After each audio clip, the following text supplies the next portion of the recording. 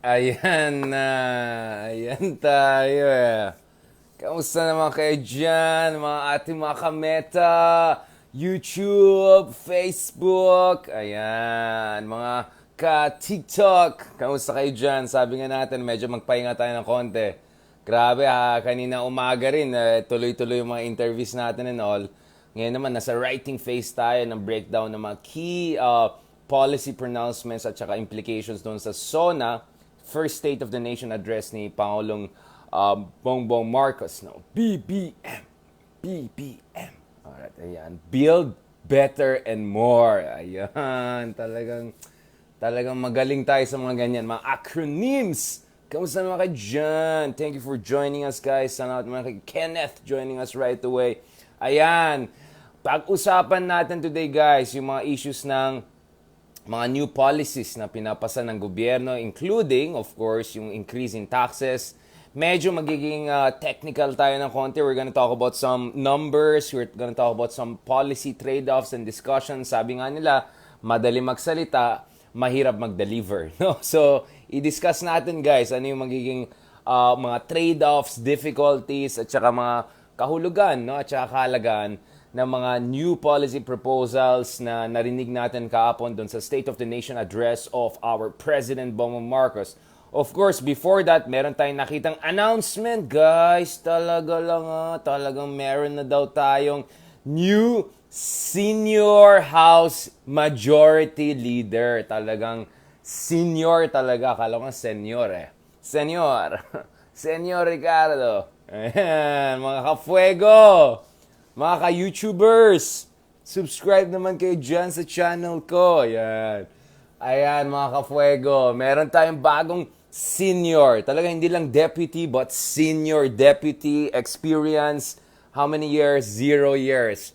Baka naman, pwede rin minor. Kung meron senior deputy, baka pwede rin naman minor speaker, major speaker, pinaka-major speaker, minor the best speaker, best major speaker. Ang dami pwedeng gawin position dyan eh. So, of course, mahalaga itong trabaho ng deputy speakers at speaker of the house. Sila mag-oversee ng mga key committee appointments. Sila mag-oversee ng sino in charge ng etong committee. Yung committee whether sa foreign affairs, committee whether sa ways and means, committee dun sa appointments, etc. Of course, yung deputy speaker din. Of course, mga big decisions yan pagdating sa mga legislative priorities of the president and the government. So kanina, or kahapon rather, nakita naman natin yung minority bloc dyan sa Senado. Nagkaroon sila ng press conference at dalawa lang sila. Ayan talaga tayo eh. Napakagandang sitwasyon sa ating bansa, guys. Dalawa lang yung minority natin. Out of what? I was like, 1/12 of the Senate is minority. Ibang klase talaga. Yan ang demokrasya, guys. Halos wala ng opposition dyan sa ating legislatura. Ito. So, meron press conference si Risa at saka si Risa Ontiveros at saka si Pimentel. Ayan. Yan po, nag-press con pa silang dalawa. Ayan. Dalawa lang sila. Ayan. Yun lang. Yan lang, ganun lang, dalawa lang sila. Hello, yan na yan. Yan na yung buong opposition sa Senado. Sa Kongreso naman, alam na natin yan. Hindi ko na kailangan mag-explain. So eto guys, ayan, naimbag nga rabi sa ating mga kapatid na Ilocano. Meron tayong mga Deputy Speaker of the House. So kahapon, of course, na-announce sinong Speaker of the House, Martin Romualdez, na of course related doon sa ating presidente from the Romualdez side. At of course, nalaman din natin, meron ng senior deputy speaker position, no? Na napunta naman kay Ferdinand Marcos III, also known as Sandro. Yan, talagang the best talagang itong sistema natin. Napakaganda mga, ito. Yan, nag-announcement lang tayo. So may breaking news. Yun, no? Senior deputy majority leader. Okay. Senior majority leader, hindi deputy speaker, deputy majority leader. Ayan, yan talaga eh. Senior talaga, guys. Kailangan talaga i-emphasize yung senior part. Kasi to be honest, akala ko meron lang tayong majority leader, minority leader, multiple deputy speaker of the house, at saka isang speaker of the house. Baka next time, alam natin guys, may major speaker, minor speaker, senior speaker. So, marami palang position dyan. Maganda talaga guys, maganda talagang ating demokrasya at politika. Anyways, tignan natin ang mangyayari dito. Now, si Pangulong Marcos, of course, kahapon, may 18 siyang legislative priorities na pinupush dito sa ating gobyerno. Marami mga batas yan. As I said, we can break it down into multiple themes. One is right-sizing or slimming down, making the bureaucracies lean and mean. Yung isa naman, yung mga new taxes, new measures to strengthen the government oversight of the digital economy, yung digital sectors, online transactions. At yung mga pangatlo, of course, yung mga ayuda, bagong buwis, so more like fiscal resources ng government. So ito yung mga three themes na nag-dominate dito sa kanyang mga 18 priority bills na inuurong, no? Urong ba or sulong? Surong pala, sorry, sulong. Sinusulong, no? Ito naman tayo, urong sulong. Sulong sa Kongreso. So, tignan natin. Well, of course, dito sa ating demokrasya, kung dalawa lang naman yung minority mo sa Senado, at ganyan naman yung situation, meron tayong mga senior House Speaker, meron tayong minor House Major, na nahilo ako dito sa senior majority. Yeah, okay. Never mind. Wag na natin guluhin yung usapan.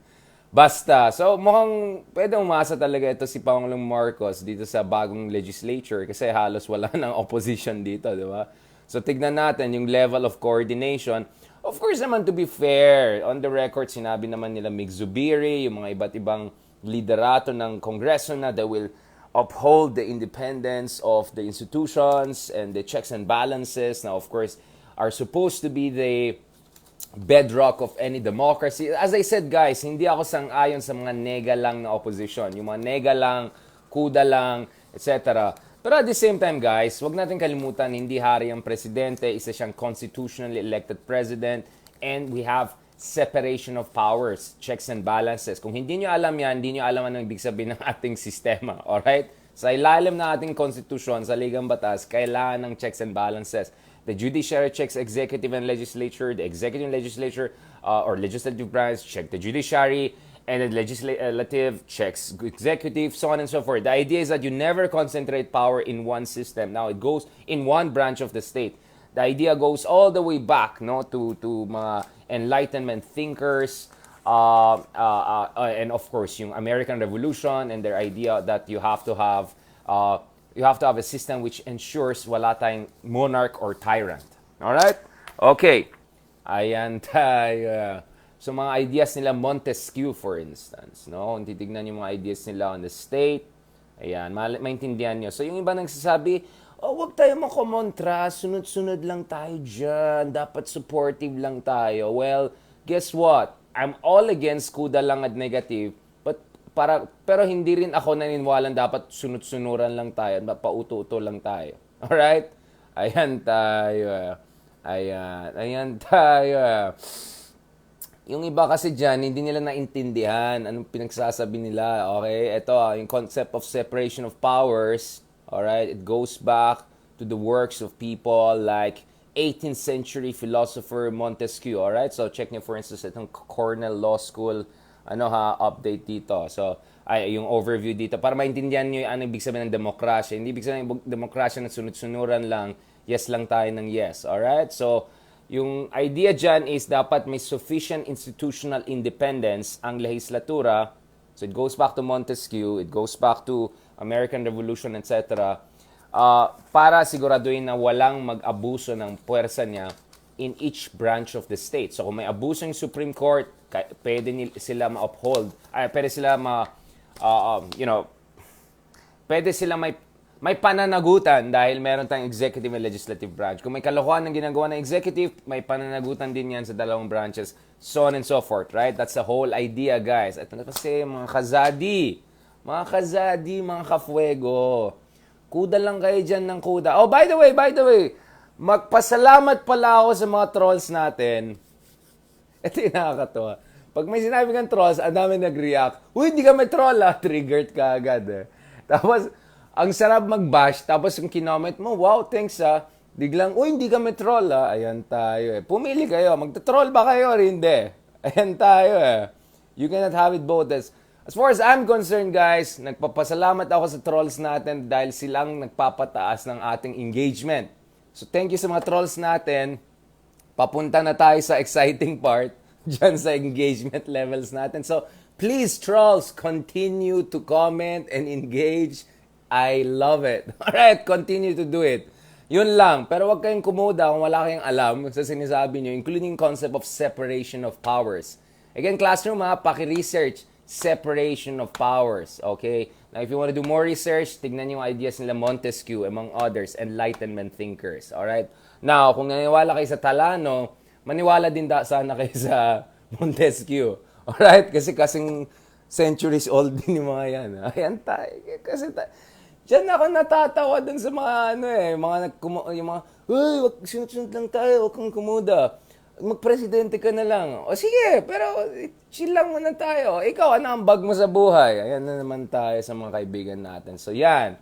So ito mga updates natin dyan. Thank you so much, trolls. Continue to engage us. Push up our engagement numbers. I love it. Alright? I love it. Thank you so much. I really appreciate it. Tuntua tayo. Ang ganda. Taas ang engagement natin tuloy kahapon. Yun Ganun dapat. Troll lang kayo ng troll. You know why your trolling is good? Dahil first of all, wala naman substance yung sinasabi nyo. So hindi tayo maapektuhan dyan. Alright?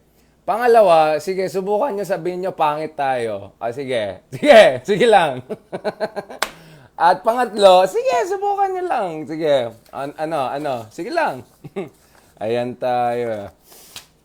Ay, nako. Barking at the wrong fuego. Barking at the wrong Zaddy. Alright, yan lang gusto ko sabihin dito. Zaddy loves engagement. So, tuloy-tuloy lang yung mga trolling nyo. Okay. Now that the record is clear na meron tayong senior, deputy, majority, minority, speaker, leader, ang dami palang position Ngayon na-clear tayo na dalawa lang yung minority sa Senado natin, which was the last bastion of some sort of checks and balances. Ganda. Ganda talaga ng the best. Talagang the state of our democracy. The best. The best. Engagement lang tayo, mga kukuda dyan. Ayan. Sabi niya, yan na yung mga troll ko. Sabi nung isa, pangit po ako. Okay.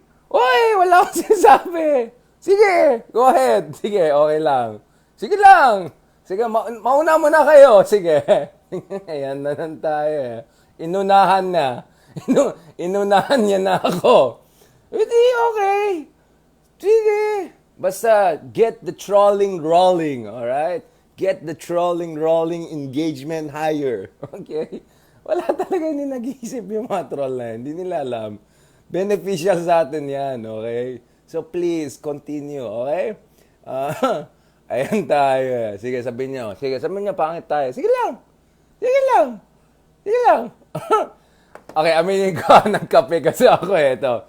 Kanina guys, di ko na sasabihin sino. Meron tayong mga kameta na bumili ng free Starbucks natin ng bandang 1 p.m. Anong oras na? Hindi ko pa tapos.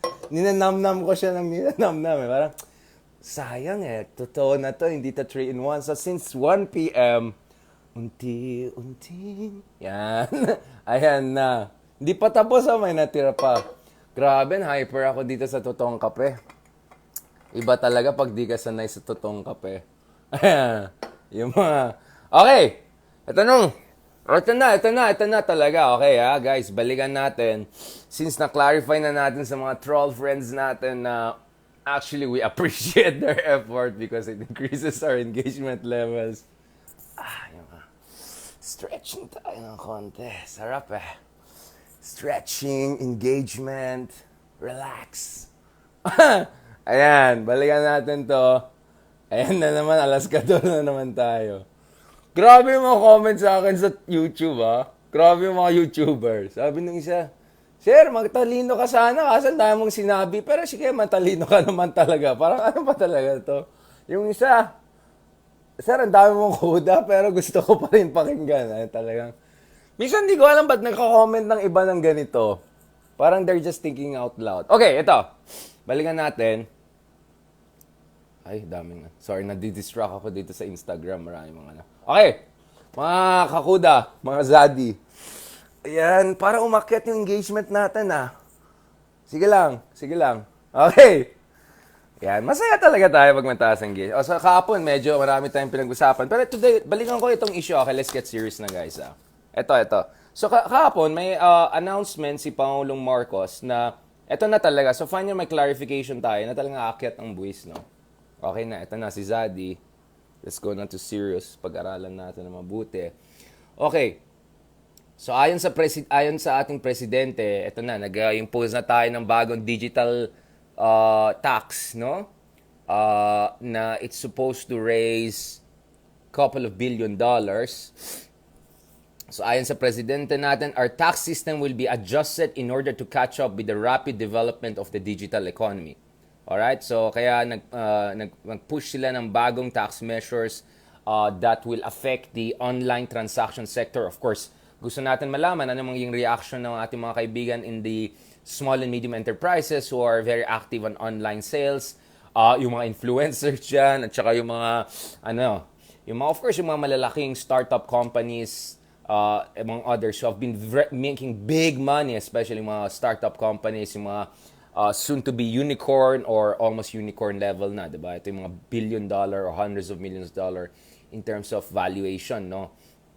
So, ito, no? So, pagdating kay Pangulong Marcos, ito na, meron tayong finally clarification that the taxes will be raised. Now, let me go back to this tax issue. Okay? Ayan. Ano na? Sana yung mga trolls natin? Sige na, comments kayo. Gusto ko na engagement. Go lang kayo dyan. Okay. Yung iba na nosebleed na, hindi na nila maano. Okay. So, balikan natin ito isyong taxes. Kasi itong issue ng additional taxes, medyo dinidebate yan over the past 3 to 4 months ng intensively. So, earlier this year, just before matapos ang Duterte administration, nagpalabas ng report, no? Nagpalabas, tama ba yung grammar ko? Nag-publish. Nag-publish ng report ang Department of Finance base dito sa mga data sa Philippine Bureau of the Treasury, no? Making recommendations on how to deal with the fiscal sustainability issue. So guys, please bear with me. And yung mga trolls, tuloy-tuloy. Sige, comment lang kayo. Gusto ko yan. Engagement yan. Okay. Ganito kasi. Last year pa lang, 20% umakyat yung debt natin. So lampas sa 60% na yung ating debt to GDP ratio. The healthy level for debt to GDP ratio, especially with us who has significant amount of foreign borrowing, is 60%. So medyo lumalabas, umakyat na tayo dyan. Now, balikan natin dito yung mga numbers, no? So base sa data galing sa Bureau of the Treasury, the country needs to raise 249 billion pesos. So that's around 4.4 billion dollars annually in incremental revenues for the next decade para mabayaran natin yung 3.2 trillion. Ulitin natin 3.2 trillion pesos, which is what? More than $60 billion in incremental debt, no? Kaya ang proposal ng Department of Finance earlier this year, ganito. Guys, please makinig kayo guys. Ipopost ko mamaya yung mga datas. Relax lang kayo dyan. Okay? Relax lang kayo dyan. Kalmado lang tayo guys. Uy, by the way, kahapon si Kalmado, parang medyo nasa likod siya. Kilala niya yung sinasabi ko. Mamaya na tayo mag-comment sa mga kalmado. Ito So, may proposal ng Department of Finance earlier this year to yield an average of roughly 284 billion pesos, so that's around $5 billion annually, to cover debt obligations. So, ito yung sinabi ni Secretary Dominguez, yung former Finance Secretary. Kailangan natin itong mga resource mobilization program para we can continue spending on socioeconomic programs, maintain our credit ratings, and grow out of our debt. Kasi, ang problema is kung sobrang umakyat yung debt to GDP ratio mo at medyo alanganin yung mga creditors at investors, bababa yung credit rating mo. So parang ganito parang may credit card ka, tapos nakita nung nagpapautang sa'yo, uy, wala ka ng sahod, hindi ka nagtrabaho, hindi ka na influencer, mga ganyan, di ba? Biglang iakyat pa yung credit mo kung kailan bumaba yung earnings mo. Ay nako, ayaw natin mangyari yan. Kasi kung maganda yung credit rating mo, mababa yung interest rate, no? So madali mangutang at sustainable yung borrowing mo. Ang problema, Kung masyadong mataas yung debt levels mo, bababa yung credit rating mo, tataas yung interest rate. So lalo kang malulubog sa utang. So kaya sinabi ng gobyerno, this is Department of Finance, no? The government has to take some significant measures, no, to raise enough finances to cover for new debt. So kasama dyan, so let me go quickly through this, no? Expanding the value-added tax, ito yung VAT base, no? So padamihin yung mga produkto na nililevy ng tax. Ano bang levy in Tagalog? Sampal? Sinasampal ng... Sampal ba? Tama magsampal? Ano bang levying tax? Ano yun sa Tagalog? Sampalan ng Parang pangit pakinggan pag sampal eh. Parang slapping new tax. Okay. And repealing exemptions. Tanggalin din yung mga exemption kasi may mga kunyari, diplomat ka, may exempted ka sa VAT, for instance. Or, kunyari, isang kang company, meron kang foreign company, tapos you can parang reclassify your business as being more foreign-based, kaya yung tax rate mo ay mas mababa. Alam natin sinong pinag-usapan natin, hindi ko name drop yan. Okay? So, kailangan natin yan para makaraise tayo ng 142.5 billion pesos, which is $2.6 billion every year, sorry. So, kailangan natin immediately yan. Ayon sa Department of Finance, kailangan ng government is levy new taxes on, quote, enumerate natin guys luxury goods. So ano yan? Yung mga branded stuff. Yung mga mahilig dyan, mga pa Chanel, pa Hermes, pa Louis Vuitton. Hindi yung sa Green Hills, yung totoo No comment ako dyan. Yung totoo talaga. Pag bumili kayo niyan, ayan, yung mga tatay na mahilig mag Rolex. Ayan, mga tatay na mahilig mag Audemars Piguet o mahilig alam nyo na, mga Patek, mga Philippe Patek, mga ganyan. Yan, tataas na yung luxury dyan. Or kung bibili kayo ng mga mamahalin na kotse, yan, mga Benz, mga Tesla, meron ba tayong Tesla? Tapatan. Tama, sorry, tapatan. Ayan, tapatan. Correct. Stand corrected. Ano yung term dyan? Basta, correct. Dapat din maglagay sa social media influencer. Ayan, dapat meron yan. Motorcycles, gaming, yung mga naglalaro online. Dapat kailangan ng lagay ng tax yan, yung mga bumibili ng mga kung ano. Single-use plastics, yung mga ginagamit natin plastics dyan na tapos tapon dito. Kailangan ng sampa ng tax yan. So lahat yan patawan. Tapatan, patawan. Yeah, pataw. Pataw, yan. Patawan ng buwis. Yan, okay, tama. Yan. See, I learned something today. Kala ko sampalin ng... parang pangit pakinggan yung sampalin. Medyo... yan. Okay, makinig kayo sa akin. Huwag niyang patulan yung yung baluktot natin Tagalog. Okay, so nag-propose sila 12% VAT on digital services and online advertising to generate 13.2 billion yearly, so $250 million. So, pag sinama yung luxury goods, bloggers, motorcycles, gaming, single-use plastics, the government can raise 142 billion pesos, I think in the first year, that's the data says. And then kung ilalagay ng VAT on digital services and online advertising, nag-generate ka ng 13.2 billion pesos or $250 million, around something like that. Alright? Okay. Patawan, no? Or tapatan. Okay, whatever. Okay na. Move on na tayo. Hayan nyo na yung mga troll mag-comment dyan. Wala na yata yung mga trolls natin, no? Pag ganyan yung topic natin, biglang numbers and technicality, biglang wala na yung mga trolls ko. Bakit ganon? Hoy, patulan nyo naman. Alam ko hindi kayo sanay kasi mga vloggers nyo, puro mga ayan na. Nanghanap lang tayo, Pero kasi, ito nangyari. So, ito yung proposal ng Department of Finance. Pero initially, si Benjamin Jokno, sabi na hindi kailangan. So this is May, no? Nung kaka-appoint lang niya as Finance Minister. Sabi niya, hindi pwede mayusin yan kung enhance mo yung tax collection efficiency through digitalization at saka anti-corruption measures. Yung mga malaking estate tax, yung mga alam niyo na yan. Okay, so sabi niya, to me, grow the economy, focus on tax administration, first improve the collection. So collection dapat ng focus, hindi expansion of tax base. Kasi satisfied naman siya sa current tax structure. Now, obviously say that because as the former DBM Secretary, Budget and Management, he was one of the key conceptualizers, architects of siguro, or nag-contribute siya dun sa train law, di ba? Together with the Department of Finance. Sabi niya, I am not worried about the level of debt kasi easily manageable yan basta tuloy-tuloy ang economic growth natin. So, ang problema naman, this is 2 months ago, May pa yan. Problema, dami nangyari since then.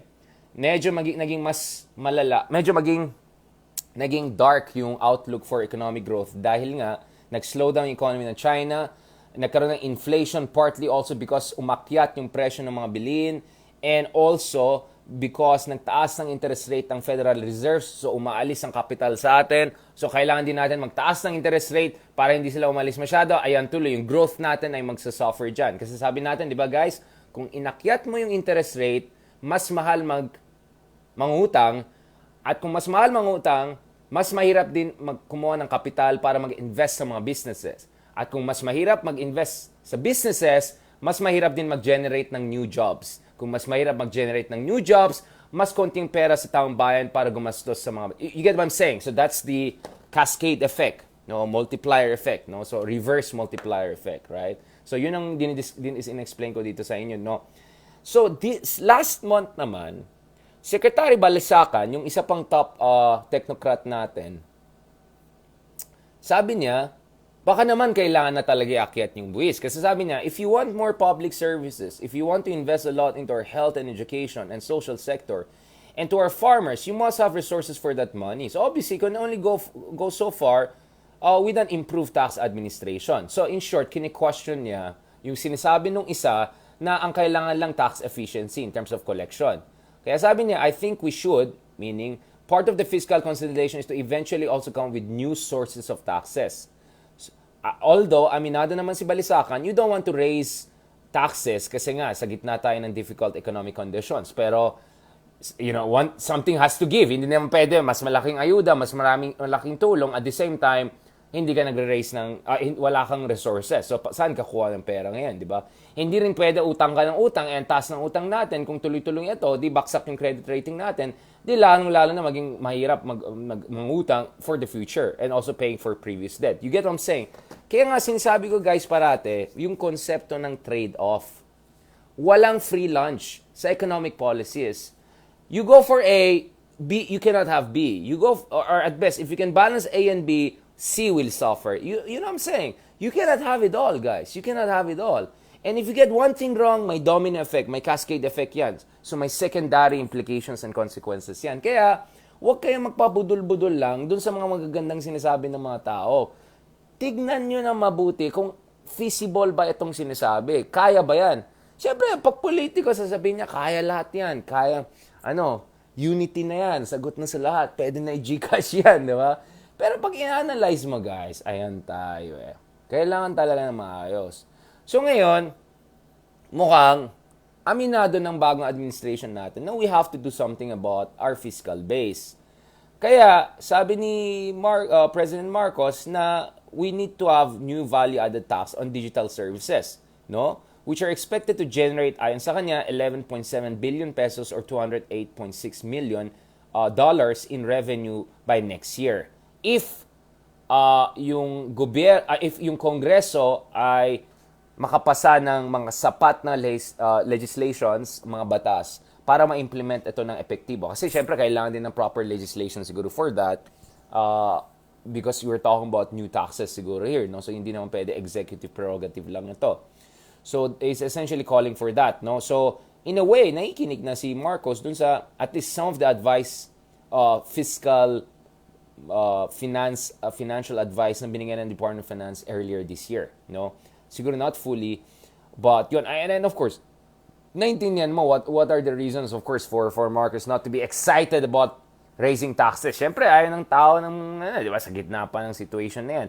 Yes, yung economy natin medyo nag-recover. Salamat sa Diyos. Kaya ayoko yung style ng iba dyan dahil ayaw nila yung presidente. Gusto nila yung economy natin bumaksak para lang masira yung presidente. Mali yun, guys. Huwag ganun ang thinking. Alam mo, first of all, wrong yun because if the economy doesn't do well, all of us will suffer. If the president doesn't do well, all of us will suffer. Pangatlo, when the economy suffers, people are more reliant on governments and ayuda, the more na pwede maging popular yung presidente. Yan ang nakita natin sa ilalim ni tatay, di ba? Nung lalong lumala yung sitwasyon, lalong naging dependent ng tao sa ayuda, lalong tumaas pang approval ratings ni tatay Digong, umabot pa ng 91%, di ba? Nung panahon ng pandemya, di ba? So, be careful what you wish for, di ba? Wag bitter, wag ganon, guys, okay? You may disagree with the president, you may not like him, you can call him out if may mali mga nangyari, but don't wish the government or the country bad. Wag ganon, guys. Wag ganon. Wag ganon. Troll lang, engagement lang. Ayan. So, at the same time naman, si Marcos, sinabi din niya na gusto rin niya i-liberalize yung ating economy para makapasok yung investors dito. So, kung medyo amendyahan yung mga ating mga iba't ibang batas which puts a lot of restriction on foreign investment. Now, in principle, I'm okay with more competition. Pero kung baka naman, purong China lang mag-invest. Ibang usapan na yan, alright? Siyempre, hindi naman ibig sabihin, porket foreign investment, maganda yan, di ba? Siyempre, ayaw natin na mga oligarchs dito mag-control ng economy. Pero kung ang solution mo naman is ibibigay sa mga dayuhan na ayan tayo eh. Yan kasing problema eh. You jump from the frying pan to the fire. Hindi naman yan sagot. Or jump from fire to the frying pan. Hindi naman pwede. Mag-isip talaga na mabuti. Kaya huwag kayong makinig dun sa mga uto-uto dyan na hindi uto-uto, budul. Or may mga uto-uto ng vloggers. Di, ang solusyon dyan, ibuksan natin para more competition. Sa tingin mo, sino mag-invest dun sa mga big infrastructure natin? Lalo yung strategic infrastructure, telecommunications, di ba? Yan kasi hindi nag-iisip yung mga ibang tao dyan eh. Isipin nyo na mabuti. Look at secondary consequences. Wag lang bara-bara. Just because there's more competition doesn't mean that good competitors will come in, right? You be careful what you ask for. Tignan mo nga yung Sri Lanka. Binuksan nila yung economy na dami investment from China and other countries. Ano nangyari? Lumubog sila sa utang. Bumaksak sila. O yan. Tapos yung mga Rajapaksa, yung isa presidente, yung isa parliamentary, yung isa speaker, yung isa senior speaker, yung isa minor speaker, ayan, mga Rajapaksa style in the house. Ayan. Tapos yung iba naman, tatay style, galit sa oligarch. Ayan, may sarili naman, may biglang may bagong oligarch. Ngayon yung oligarch na yan, hindi nakapagbayad. Hindi natin alam niyo na sino yan. Ayan tayo eh.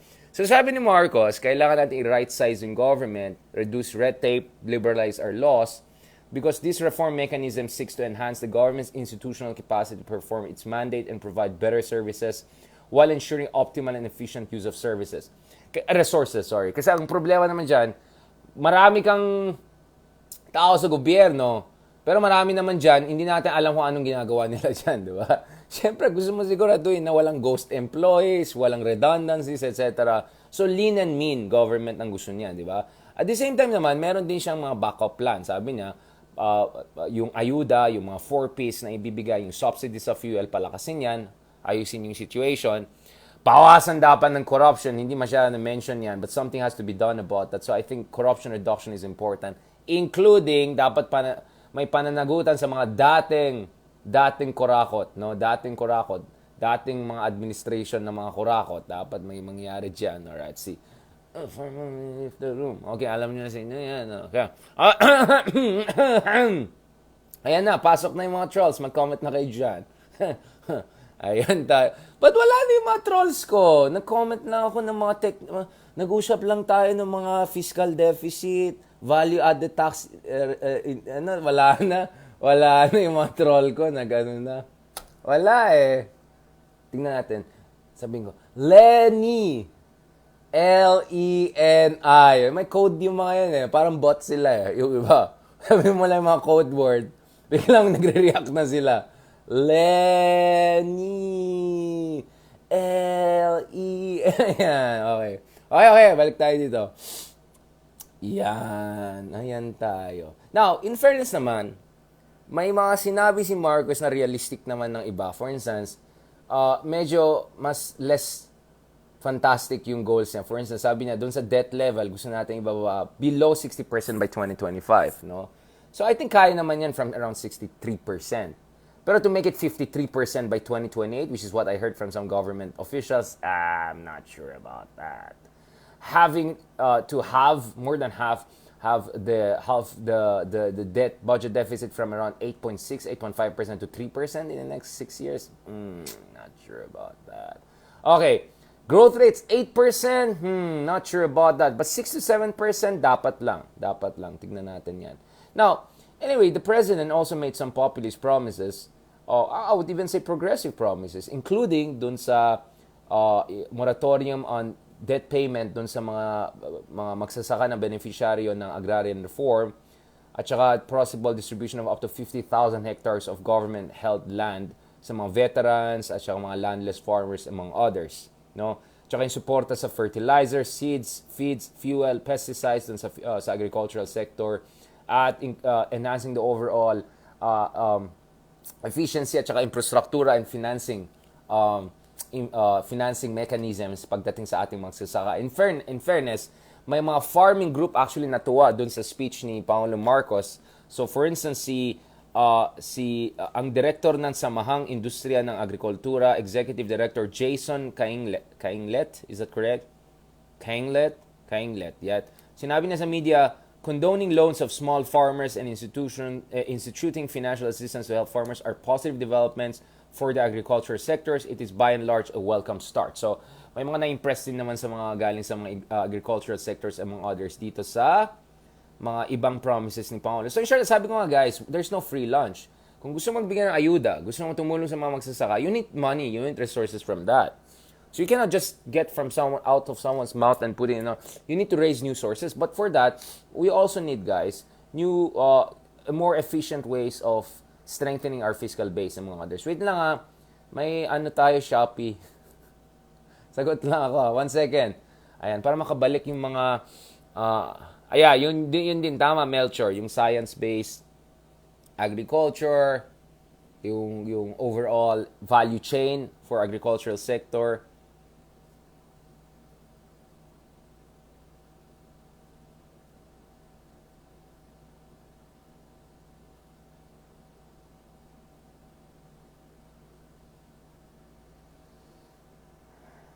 Wait lang may Shopee eh. Ayan na naman tayo. Oh, nasaan na yung mga trolls ko? Ayan. Ayan kayo. Ayan na. Ayan na. Yan, nabublush ako ng konti dahil dito sa kape. Ayan na. Ayan na. Bukas na yung foreign policy na. Pagod na ako.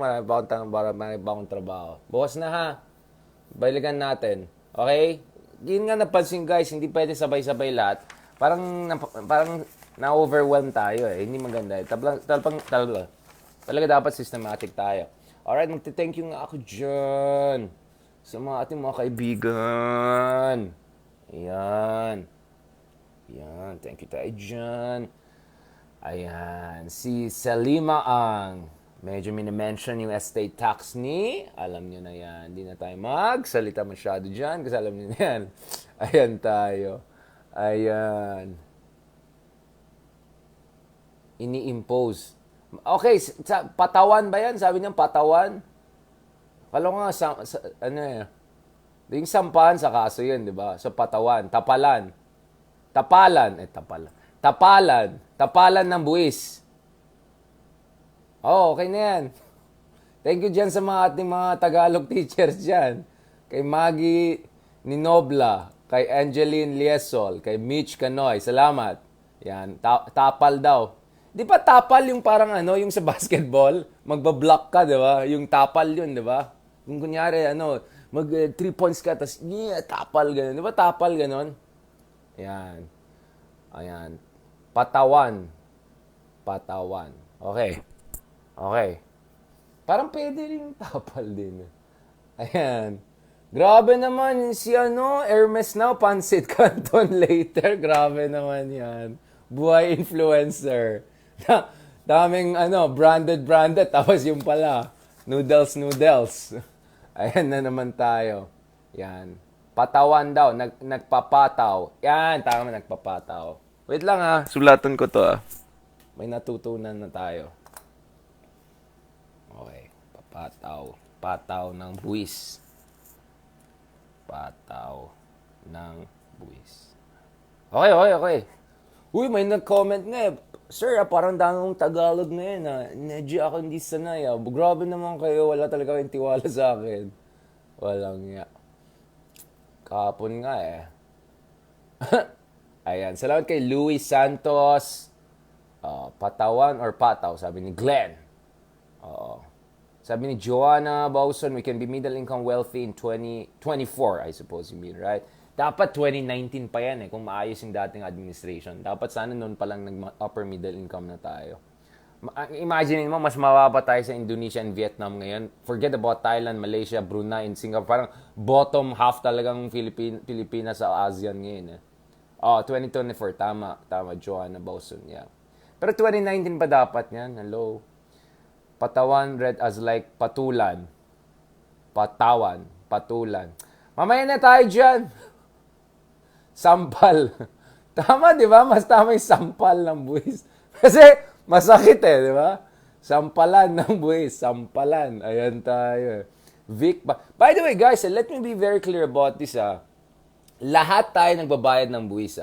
Because may VAT yung mga produkto na binibili natin, including yung fuel. So, kahit mahirap ka, kahit mayaman ka, kahit may income tax ka, hindi, lahat tayo nagbabayad ng buwis. But of course, I think what some people mean is yung mga nagbabayad ng income tax. Then, ibang issue na yan. Pero still, guys, lahat tayo nagbabayad ng buwis. So, kung may mga bagong buwis na generalized or mga buwis dun sa mga basic commodities, lahat tayo apektado. Kahit yung noodles, yung mga nag-Hermes na noodles. Pati yan. Ayan. Patawan. Patawan. Oh, patawan. Katawan. Ano yan? Ayan tayo. Saksak. Grabe naman. Sampal. Okay na yan. Sampal. Ayan. Thank you naman dyan sa mga nagko-comment dyan sa ating mga Green Hills Hermes. Balenciaga. Kamusta naman kayo dyan mga ka-Balenciaga? Natakot na sa mga... Ba't nawala yung mga trolls? Walang nga. Maritax na daw, sabi ni Brad Pitt. Hindi na Marites, Maritax. Ayan. Uy, daming... Ba't nawala yung mga trolls ko? Puro mga babait nandito. Uy! Yan. Sabi ni Eden Olonan, konting stars na muna para hindi tumasta. Grabe naman! 3% naman eh, ang tax pag hindi pa ganun ka-vlogger level. So, it's okay. Domino effect, sabi ni Lolita Campaniero. Kailan bayad? Ayoko na magsalita dyan. Alam nyo na yan. Huwag na tayo pumunta dyan. Alam nyo na yan. Grabe!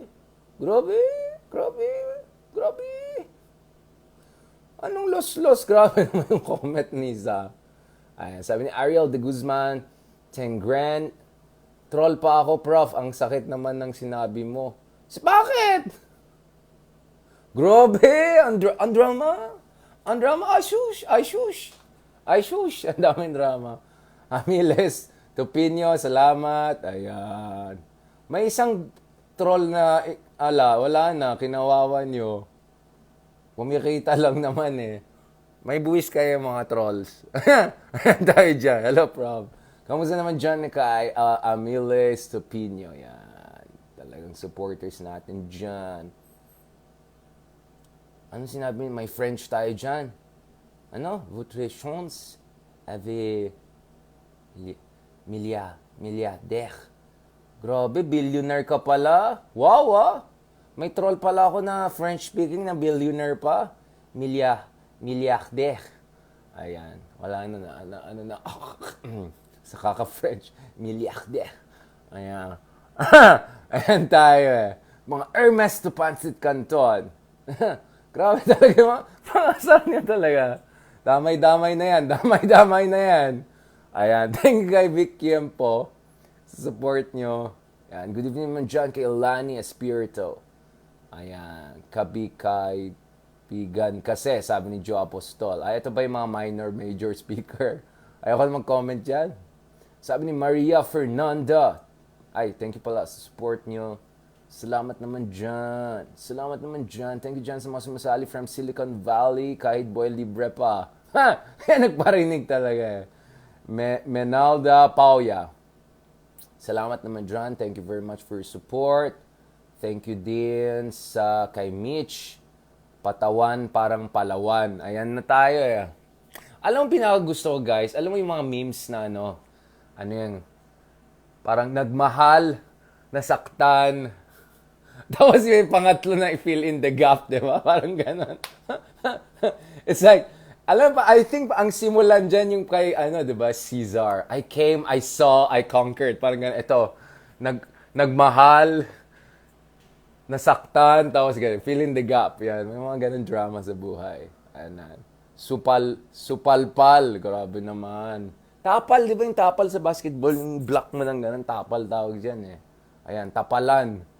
Ayan naman tayo. Saan yung mga friends natin dyan? Yung mga nagbibigay ng stars? Bakit wala kayo? Parang sinabi ko lang may bagong tax, biglang ayaw niya na magbigay. Walang ya. Parang, sige, good vibes na tayo. Hindi na yata kayo good vibes eh. Ayan, si Jenya. Patawan is like palawan, patawan. Mali naman yung stress ko. Ay, nako. Ayusin natin yan bago yung sauna ko. Kailangan ko ayusin yan bago ako mag-sauna. Ayan tayo. Karen Guarzon. Yan. Pag ako mag-sauna, dapat meron bang Bisaya, Ilocano, para mix naman. Yun eh. Ayan. Meron na tayo mga... may spammers din pala tayo, hindi lang trolls. Walang sinaspam na ako. Thank kay Lenny Ramos. Uy, may Lenny. Ayan na yung mga trolls. Pescasio Jenny, thank you very much for your support. Ayan na, ayun na magbigay ng stars. Sinabi ko lang na may bagong digital tax na yun. Uy, relax lang kayo. Sabi ko nga, I support naman the President in his decision to at least take some of the proposal of the Department of Finance into consideration because katulad ng sinabi ni Secretary Balisacan, you cannot have it both ways. If you want more services, more subsidies, more infrastructure development, we have to find new sources, no? So yung initial presumption ni Secretary Joke, no, na siguro hindi natin kailangan sa efficiency lang tayo. So we go vertical rather than horizontal. So vertical, more efficiency of pre-existing base. Horizontal, fiscal expansion means you're increasing avenues for taxation, etc. Tignan natin yan. Okay, so may spam tayo, guys. Ito, spam ito. Itong Simfio, whatever. Okay, mamaya natin uyisin to. Walang hiya. Hindi na ako natutroll, sinaspam pa ako. Sa kakalait ko sa mga trolls, tuloy may spam na ako dito sa page ko. Walang hiya. Ayan tayo. Thank you very much kay Happy Bugay. Walang yung spam na to. Balikan kita, ibablock kita ha. Umayos ka yung nagsispam dyan. Although I know, bot ka, but still. Hi. Ayan, nagmahal, nasaktan, nagmeta. Yun o! Yun o! Uy, wait lang, dyan na yung Shopee ko. Wait lang, wag lang kayo, balik ako. May Shopee.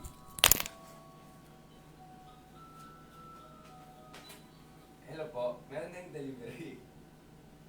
Opo, pwede magpa-akyat ng dito. Opo. Okay lang. Kung meron, salamat Okay, salamat po. Thank you. Ayan. May buwis na yan. Ayan. Nagmahal, nasaktan, nagmeta. Nagmahal, nasaktan, nasampalan ng natapalan, napatawan ng buwis. Ayan tayo. Uy, maganda yan ha. Nagmahal, nasaktan, natapalan ng buwis. Ayan tayo. Dami memes na pwedeng gawin yan. Alam mo, feeling ko minsan dapat nagtrabaho ako sa advertising industry. Marami akong naisip na mga pwedeng budul-budul na advertisement. Walang yan. Ito na naman tayo. Okay. Thank you naman dyan. Kahit hindi kayo nagbibigay ng star ngayon. Sige, next time maghanap tayo ng magandang topic. Hindi, bumili lang ako yung mga pang Green Hills kung yung mga class A. Mahal na yung, kasi may buwis na yung mga luxury goods, pero hindi class A. Ayan tayo. Hindi, joke lang yun. Mamaya mga kasuhan tayo. Hindi ako naggaganon na.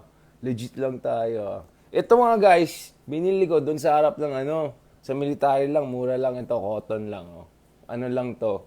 Ilocano pa yung may-ari. Sabi ko, abay, sige, Ilocano, well, mabaling uray nga, 150. Nyamet.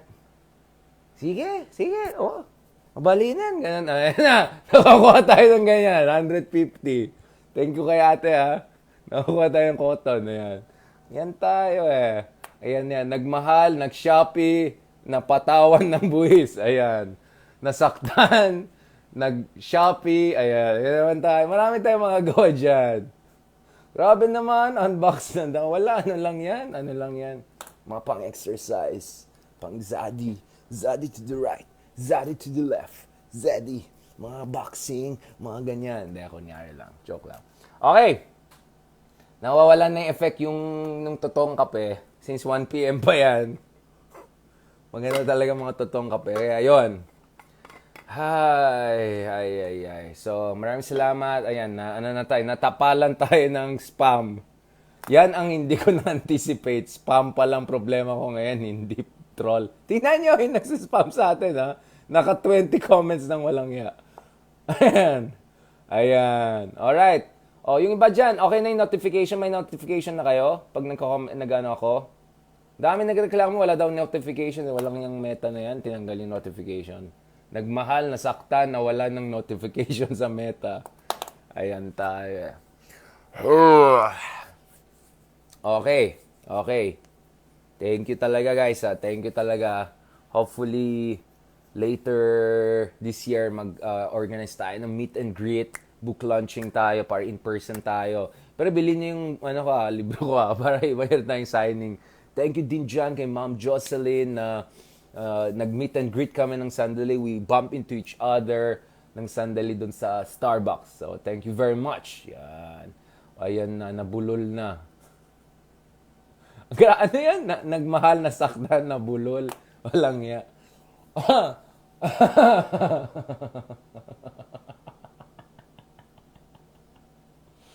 Ayan, okay. Wala na yung effect. Grabe naman, unboxing. Wala kang star sa akin eh. Taga Silicon Valley ka ba? Ayan na. Name drop na. Uy, mga boy libre. Ayan na tayo. So bukas guys, balikan naman natin ibang issues. West Philippines Sea among others. Baka naman may minor speaker na. Meron na tayong senior. Meron tayong minor. Ayan na to. Ayan na. Ayan. Meet and greet tayo guys. Pero, dadaan muna kayo sa metal detector and all. Walang nga. Ayoko na baka may mga trolls mamaya. Umayos kayo ha. Ayan. Salamat guys. Now on a serious note, thank you very much. I appreciate it. Alright, kahit dun sa mga nagmahal, nasaktan, nag-Shopee, yan. Yung mga Hermes to McDonald's. Hindi, mahal ang McDonald's. Hermes to noodles. Ayan. Thank you so much. I appreciate it. Itong next spammer, naka 25 post na siya. So bago niya dadamihan yan, let me cut na this live. Abusin na naman itong space natin. Iba-block mo naman yan, don't worry guys. Alright? And yes, uy, grabe, gusto nyo sumama dun sa meet and greet namin ni Ambet Ocampo at Leloy Claudio. Nag-meet lang kami, nag-chismis lang kami ng may sense na chismis. Siyempre, nakabalik na Marcos sa Malacanang. Ang daming pwede chismis di ba? Kaya, ang dami natin pwede chismis. Kaya yan, nagsama kayo ng mga friends namin na historiador. So, yun ha. Sabi ni Lani, Spirit, anong book mo? Wow! Sorry Google mo lang. Lagay mo sa Amazon. Hey Darian, marami lalabas. Okay? Pero may bago tayong lalabas soon, God willing, from Melbourne University Press. Since medyo Australian dollars yan, I'm hoping to get, baka masampalan ng buwis. I'm hoping to have it republished dito sa Pilipinas with Ateneo de Manila Press. No? So let's hope, no? Makakuha tayo ng local publishers para we can have a cheaper version. But of course, you're free to get the foreign international versions of my books and have it signed. Otherwise, hintayin nyo yung mga local version natin na gagawin. Alright? Okay. Local versions mean local print, but it's still the same material. Alright? Don't worry. Okay? O, sabi ni Vida, what about?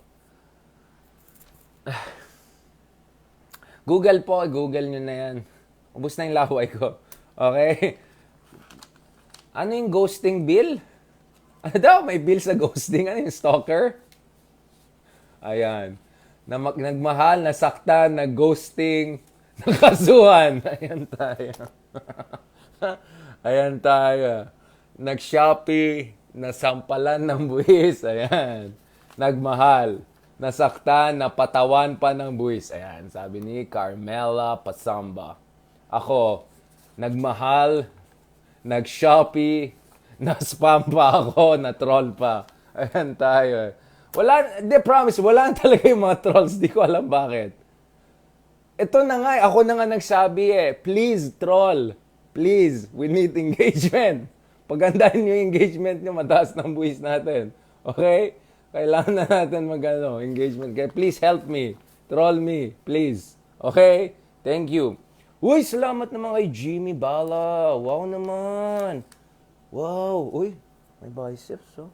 Uy, may shape. Baka naman mga tapalan ng buwis yan. Wag na. May triceps pa. Meron, Yan. Ayan tayo. Hi, pagalitan naman tayo ng mami ko. Anak, pinalaki kita na may dignidad. Anak, nag-aral ka. Nag-graduate ka. Nagturo ka. Tapos ganyan. Nay naman. Love you, mom. Uy, by the way, guys, thank you so much also dun sa mga nag-pray for Lola, Elisa. Love na love ko yun si Lola. Lola is doing better. Thank you so much for your prayers and for your love. And God willing, soon, mamit natin si Lola ulit. Agawit akjay bagyo para damit nga birthday party para kay Lola. God willing. So please, guys, thank you so much for your prayers and support. I love you, Lola. Love na love ko yan si Lola. Love na love ko lahat ng mga nagmamahal sa atin. Kahit yung mga hindi nagmamahal sa atin, medyo love ko na rin. Sige, pwede na. Nagmahal, nasaktan, nag-Shopee, napatawan ng buwis. Ayan, nabulol.